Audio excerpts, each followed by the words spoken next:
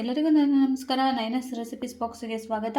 ಇವತ್ತಿನ ರೆಸಿಪಿ ತುಂಬಾ ರುಚಿಯಾಗಿರುವಂತಹ ಕ್ಯಾರೆಟ್ ಪಾಯಸ ಹೇಗೆ ಮಾಡೋದು ಅಂತ ತೋರಿಸ್ತಾ ಇದ್ದೀನಿ. ತುಂಬಾ ರುಚಿಯಾಗಿರುತ್ತೆ, ತುಂಬಾ ಟೇಸ್ಟಿಯಾಗಿ ಸಹ ಇರುತ್ತೆ.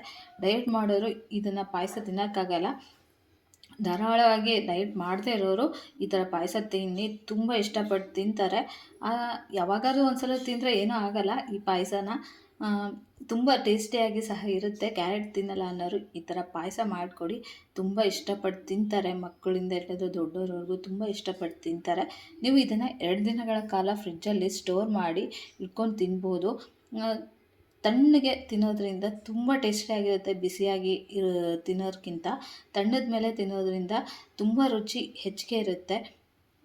ನಾನು ಸ್ಟಾರ್ಟ್ ಮಾಡೋಕ್ಕಿಂತ ಮುಂಚೆ ನನ್ನ ರೆಸಿಪಿ ನಿಮಗೆ ಇಷ್ಟ ಆದರೆ ಪ್ಲೀಸ್ ಲೈಕ್ ಮಾಡಿ, ಶೇರ್ ಮಾಡಿ, ಹಾಗೆ ಸಬ್ಸ್ಕ್ರೈಬ್ ಮಾಡಿ. ಸಬ್ಸ್ಕ್ರೈಬ್ ಮಾಡೋದ್ರಿಂದ ನಾನು ಹಾಕೋ ಹೊಸ ರೆಸಿಪಿನ ನೀವು ನೋಡ್ಬೋದು. ಬನ್ನಿ ಸ್ಟಾರ್ಟ್. ಪಾಯಸಕ್ಕೆ ಕ್ಯಾರೆಟ್ ತೊಗೊಂಡಿದ್ದೀನಿ. ಒಂದು 5 ಕ್ಯಾರೆಟ್ನ ಸಿಪ್ಪೆ ತೆಗೆದು ಈ ಥರ ತುರಿದು ಇಟ್ಕೊಂಡಿದ್ದೀನಿ. ಸಣ್ಣದಾಗಿ ತುರ್ಕೋಬೇಕು, ದಪ್ಪ ದಪ್ಪ ತುರ್ಕೋಬೇಡಿ, ಚೆನ್ನಾಗಾಗಲ್ಲ. ಗೋಡಂಬಿ ತೊಗೊಂಡಿದ್ದೀನಿ 1 ಬೌಲು, ತುಪ್ಪ ಒಂದು 8ರಿಂದ 10 ಸ್ಪೂನು, ಅರ್ಧ ಬೌಲು ಸಕ್ಕರೆ, ಒಗ್ಗರಣೆಗೆ ಇದು ಸ್ವಲ್ಪ ಗೋಡಂಬಿ, ಸ್ವಲ್ಪ ದ್ರಾಕ್ಷಿ, ಅರ್ಧ ಲೀಟ್ರು ಹಾಲು, ಕಾಯಿಸಿ ಆರಿಸಿರುವಂತಹ ಹಾಲು.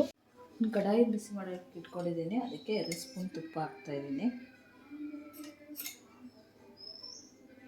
ಇದರಲ್ಲಿ ದ್ರಾಕ್ಷಿ ಗೋಡಂಬಿ ಹುರ್ಕೊಳ್ಳೋಣ. ಸೊ ತುಪ್ಪ ಕಾದ್ಮೇಲೆ ಗೋಡಂಬಿ ಹಾಕಿ ಇದು ಗೋಲ್ಡನ್ ಬ್ರೌನ್ ಬರೋವರೆಗೂ ಹುರ್ಕೋಬೇಕು. ಆಮೇಲೆ ದ್ರಾಕ್ಷಿ ಹಾಕೋಣ.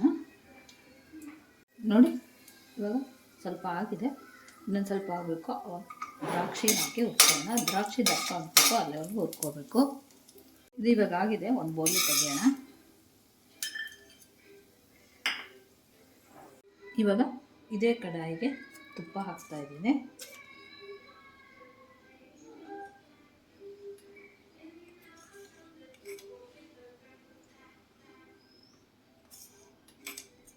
ಇದಕ್ಕೆ ಮತ್ತೆ 4 ಸ್ಪೂನು ತುಪ್ಪ ಹಾಕ್ಕೊತಾ ಇದ್ದೀನಿ.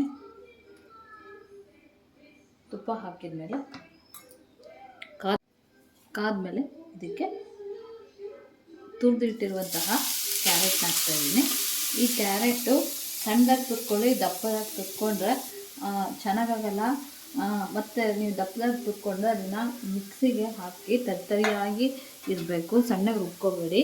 ಇದನ್ನು ಹಸಿ ವಾಸನೆ ಹೋಗೋ ತನಕ ಹುರ್ಕೊಳ್ಳೋಣ. ಇವಾಗ ಇದಕ್ಕೆ ನಾನು ಮತ್ತೆ 1 ಸ್ಪೂನ್ ತುಪ್ಪ ಹಾಕ್ತಾಯಿದ್ದೀನಿ.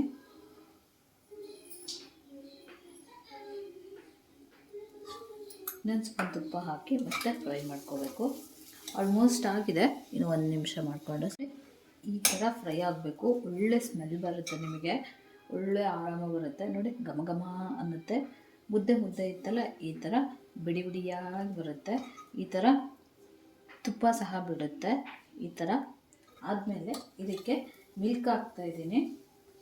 ಹಾಲು, ಕಾಯಿಸಿ ಹಾಕಿರುವಂತಹ ಹಾಲು. ಇದು ಒಂದು ಅರ್ಧ ಲೀಟ್ರ್ ಇದೆ. ನಾನು ತೊಗೊಂಡಿರೋದು ಎಮ್ಮೆ ಹಾಲು, ಬೊಫೆಲೋ ಮಿಲ್ಕ್ ತೊಗೊಂಡಿದ್ದೀನಿ. ಕಂಟ್ರಿ ಡಿಲೈಟ್ ಅವರ ಬೊಫೆಲೋ ಮಿಲ್ಕ್ ತೊಗೊಂಡಿದ್ದೀನಿ. ತುಂಬ ಚೆನ್ನಾಗಿರುತ್ತೆ. ಈ ಮಿಲ್ಕ್ ಅಂತೂ ತುಂಬ ಗಟ್ಟಿ ಸಹ ಇರುತ್ತೆ, ಟೇಸ್ಟ್ ಸಹ ಸೂಪರಾಗಿರುತ್ತೆ. ಈ ಕಂಟ್ರಿ ಡಿಲೈಟ್ ಅವರ ಮಿಲ್ಕು, ಎಮ್ಮೆ ಹಾಲಿದು ತುಂಬ ಚೆನ್ನಾಗಿರುತ್ತೆ, ತುಂಬ ಗಟ್ಟಿ ಸಹ ಇರುತ್ತೆ. ನೀವು ಸಹ ಯೂಸ್ ಮಾಡಿ, ತುಂಬ ಇಷ್ಟಪಡ್ತೀರಾ. ಇದು ಪಾಯಸ ಹಾಗೆ ಕುಡಿಯೋದಕ್ಕೆ, ಕಾಫಿ, ಟೀಗೆಲ್ಲ ಸಖತ್ತಾಗಿರುತ್ತೆ. ಇದು ಬಫೆಲೋ ಮಿಲ್ಕು, ಕಂಟ್ರಿ ಡಿಲೈಟ್ ಅವ್ರದ್ದು. ಇದನ್ನು ನಾನಿವತ್ತು ಯೂಸ್ ಮಾಡ್ತಾ ಇದ್ದೀನಿ. ಒಂದ್ಸಲ ಮಿಕ್ಸ್ ಮಾಡಿಕೊಂಡು ಇದು ಸ್ವಲ್ಪ ಕುದೀಲಿ. ಒಂದು ಮಿಕ್ಸಿ ಜಾರ್ ತೊಗೊಂಡಿದ್ದೀನಿ. ಅದಕ್ಕೆ ಗೋಡಂಬಿ ಹಾಕಿ ತರ್ತರಿಯಾಗಿ ಪುಡಿ ಮಾಡ್ಕೋಬೇಕು. ನೀವು ತುಂಬ ಬ್ಲೆಂಡ್ ಮಾಡಿಬಿಟ್ರೆ ಅದರದ್ದು ಎಣ್ಣೆ ಬಿಟ್ಬಿಡುತ್ತೆ. ಇದನ್ನ ಇವಾಗ ತರ್ತರಿಯಾಗಿ ಪುಡಿ ಮಾಡ್ಕೊಂಡು ನೋಡಿ. ಇದು ಇವಾಗ ತರ್ತರಿಯಾಗಿ ಪುಡಿ ಮಾಡ್ಕೊಂಬಂದಿದ್ದೀನಿ. ಈ ಥರ ತರ್ತರಿಯಾಗೇ ಇರಬೇಕು. ನೀವು ತುಂಬ ನೈಸಾಗಿ ಮಾಡಿಬಿಟ್ಟೆ ಎಣ್ಣೆ ಬಿಟ್ಬಿಡುತ್ತೆ. ಈ ಥರ ಇದ್ದರೆ ಚೆನ್ನಾಗಿರುತ್ತೆ ಪಾಯಸಕ್ಕೆ. ನೋಡಿ ಇದು ಇವಾಗ ಕುದೀತಾ ಇದೆ. ಸಕ್ಕರೆ ಹಾಕ್ತಾಯಿದ್ದೀನಿ. ನಿಮಗೆ ಸ್ವೀಟ್ ತಕ್ಕಂಗೆ ನೀವು ಸಕ್ಕರೆ ಹಾಕ್ಕೋಬೋದು, ಜಾಸ್ತಿ ಕಡಿಮೆ ಸಹ ಮಾಡ್ಕೋಬೋದು. ಇದು ಸಕ್ಕರೆ ಕರಗಬೇಕು ನಮಗೆ ಚೆನ್ನಾಗಿ. ಒಂದು ಸಲ ಕೈ ಹಿಡ್ಕೋಬೇಕು. ಇವಾಗ ಕುದೀತಾ ಇದೆ. ಇದಕ್ಕೆ ಸಕ್ಕರೆ ಎಲ್ಲ ಕರಗಿದೆ. ಇದಕ್ಕೆ ಗೋಡಂಬಿ ಪುಡಿ ಹಾಕೋಣ.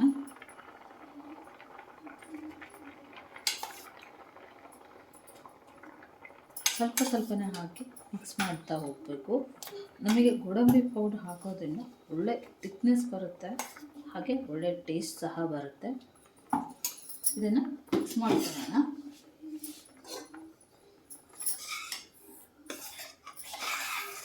ನಮಗೆ ಗೋಡಂಬಿ ಪುಡಿ ಬೇಡ ಅನ್ನೋರು ಕಂಡೆನ್ಸ್ ಮಿಲ್ಕ್ ಸಹ ಇದಕ್ಕೆ ಹಾಕೋಬೋದು. ತುಂಬ ಟೇಸ್ಟ್ ಆಗುತ್ತೆ, ತುಂಬಾ ರಿಚಾಗಿ ಸಹ ಇರುತ್ತೆ. ಒಂದ್ಸಲ ಕಾಯ್ಕೊಂಡ್ಮೇಲೆ ಇದಕ್ಕೆ ಮತ್ತೆ ಗೋಡಂಬಿ ಪುಡಿನ ಸೇರಿಸ್ತಾ ಇದ್ದೀನಿ. ಉಳಿದಿರುವಂತಹ ಗೋಡಂಬಿ ಪುಡಿನ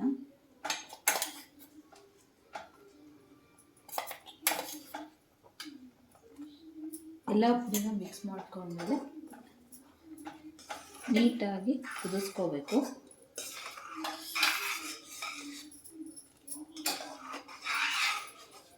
ಇದು ಒಂದು 5ರಿಂದ 10 ನಿಮಿಷ ಕುದಿಬೇಕು. ನೋಡಿ, ಇವಾಗ ಕುದೀತಾ ಇದೆ, ಕರೆಕ್ಟಾಗಿ ಬಂದಿದೆ. ನೀವು ಆವಾಗವಾಗ ಗೋಡಂಬಿ ಪೌಡರ್ ಹಾಕ್ಕೊಂಡು ಮಿಕ್ಸ್ ಮಾಡಿ ಕೈಯಾಡ್ತಾ ಇರಬೇಕು, ಇಲ್ಲ ಸ್ವಲ್ಪ ಸೀದೋಗ್ಬಿಡುತ್ತೆ, ತಳ ಹಿಡಿಯುತ್ತೆ.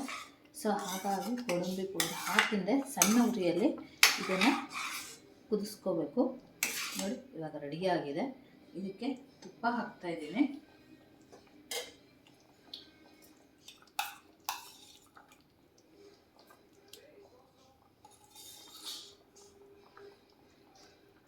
ಒಂದು 3 ಸ್ಪೂನ್ ಮತ್ತೆ ತುಪ್ಪ ಹಾಕ್ತಾಯಿದ್ದೀನಿ. ಇದನ್ನು ಡಯಟ್ ಮಾಡೋರು ತಿನ್ನೋಕ್ಕಾಗಲ್ಲ. ಸೊ ಡಯಟ್ ಮಾಡದೇ ಇರೋರು ಧಾರಾಳವಾಗಿ ತಿನ್ಬೋದು. ಇದು ತುಂಬ ರಿಚ್ ಆಗಿರುತ್ತೆ. ಗೋಡಂಬಿ ಹಾಕಿ, ಹಾಲು ಹಾಕಿ, ತುಪ್ಪ ಹಾಕಿ ಮಾಡೋದ್ರಿಂದ. ತುಪ್ಪ ಕಡಿಮೆ ಹಾಕಿ ಸಹ ಮಾಡ್ಬೋದು, ಆದರೆ ಟೇಸ್ಟು ಅಷ್ಟು ಚೆನ್ನಾಗಿ ಬರಲ್ಲ. ಹಾಗಾಗಿ ನೀವು ತುಪ್ಪ ಧಾರಾಳವಾಗಿ ಹಾಕಬೇಕಾಗತ್ತೆ. ನೋಡಿ, ಇವಾಗ ರೆಡಿಯಾಗಿದೆ. ಆಫ್ ಮಾಡ್ಕೊತಾ ಇದ್ದೀನಿ. ಆಫ್ ಮಾಡಿಕೊಂಡು ಇದಕ್ಕೆ ತುಪ್ಪದಲ್ಲಿ ಹುರಿದಿರುವಂತಹ ದ್ರಾಕ್ಷಿ ಗೋಡಂಬಿ ಹಾಕಿ ಚೆನ್ನಾಗಿ ಮಿಕ್ಸ್ ಮಾಡ್ಕೋಬೇಕು. ಇವಾಗ ಒಂದು ಸರ್ವಿಂಗ್ ಬೌಲ್ಗೆ ತೆಗೆಯೋಣ.